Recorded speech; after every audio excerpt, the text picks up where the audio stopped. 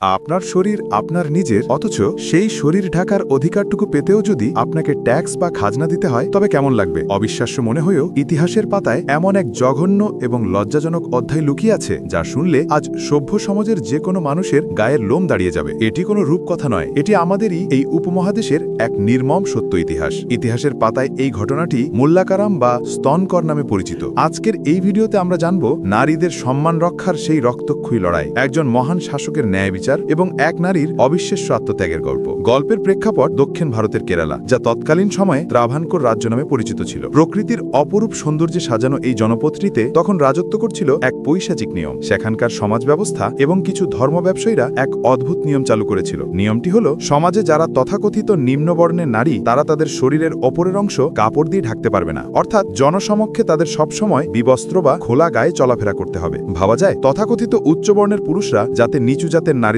দেখে তাদের অবস্থান মনে করিয়ে দিতে পারে এবং বিকৃত আনন্দ নিতে পারে, সেজন্যই ছিল এই জঘন্য ব্যবস্থা। কোনো নারী যদি নিজের লজ্জা নিবারণ করতে চাইতো, যদি সে চাইতো নিজের বুক এক টুকরো কাপড়ে ঢাকতে, তবে তাকে রাজার কাছে দিতে হতো মোটা অঙ্কের ট্যাক্স। আর এই ট্যাক্স নির্ধারণের পদ্ধতিটি ছিল আরও অপমানজনক। রাজকর্মচারীরা ফিতা দিয়ে মেপে দেখত নারীর স্তনের আকার, যার আকার যত বড় তার ট্যাক্স বা করের পরিমাণ তত বেশি। লজ্জা, অপমান আর ঘৃণায় নারীদের জীবন বিষিয়ে উঠেছিল, কিন্তু প্রতিবাদ করার সাহস ছিল না কারো। ঠিক সেই ঘোর অন্ধকারের সময় আশার আলো হয়ে এসেছিলেন মহীশূরের বাঘ হযরত ফতো আলী টিপু সুলতান রহিমাহুল্লাহ। তিনি ছিলেন এমন একজন শাসক যার কাছে প্রজাদের সুখ এবং সম্মান ছিল সবকিছুর ঊর্ধ্বে। টিপু সুলতান যখন কেরালার এই অঞ্চলের মানুষের দুর্দশা দেখলেন, বিশেষ করে নারীদের উপর এই অমানবিক অত্যাচার দেখলেন, তখন তিনি স্থির থাকতে পারলেন না। তিনি গর্জে উঠলেন এই অন্যায়ের বিরুদ্ধে। তিনি স্পষ্ট ঘোষণা দিলেন যে মানুষ মহান আল্লাহর সৃষ্টি, জন্ম বা বর্ণের ভিত্তিতে কাউকে ছোট বা বড় করা যায় না, আর নারীর সম্মান রক্ষা করা কোনো বিলাসিতা নয়, এটি তাদের জন্মগত ও মৌলিক অধিকার। টিপু সুলতানি সেই শাসক যিনি এই অমানবিক প্রথার বিরুদ্ধে কঠোর অবস্থান নিলেন। তিনি তলোয়ার দিয়ে শুধু ইংরেজদেরই তাড়াননি,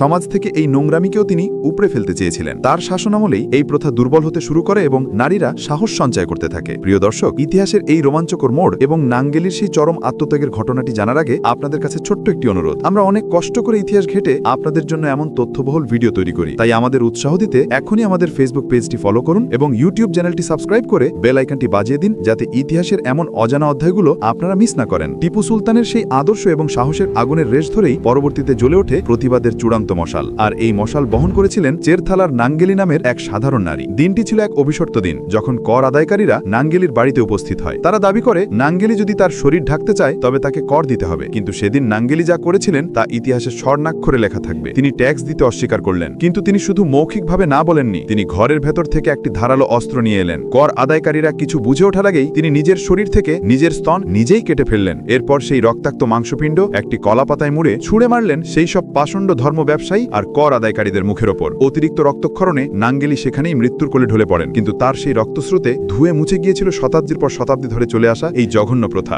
নাঙ্গেলির এই আত্মত্যাগ দাবানলের মতো ছড়িয়ে পড়ে এবং শেষমেশ রাজপ্রশাসন বাধ্য হয় এই স্তনকর প্রথা চিরতরে বিলুপ্ত করতে। আজ আমরা যে স্বাধীনতার কথা বলি, নারীরা যে সম্মানের সাথে মাথা উঁচু করে শরীর ঢেকে চলতে পারে, তার পেছনে আছে টিপু সুলতানের মতো শাসকদের ন্যায় বিচার আর নাঙ্গেলির মতো বীর নারীদের আত্মত্যাগ। ভেবে দেখুন, আজ আমরা পোশাক নিয়ে কত অবহেলা করি, অথচ একদিন এই এক টুকরো পোশাক পরার অধিকার আদায়ের জন্যই মানুষকে রক্ত দিতে হয়েছে, জীবন দিতে হয়েছে। স্যালুট জানাই সেই সব বীরদের যারা আমাদের সম্মান ফিরিয়ে দিয়েছিলেন। ইতিহাসের এই অজানা সত্যটি সবাইকে জানাতে ভিডিওটি প্রচুর পরিমাণে শেয়ার করুন এবং কমেন্ট করে জানান আপনার মতামত। ধন্যবাদ।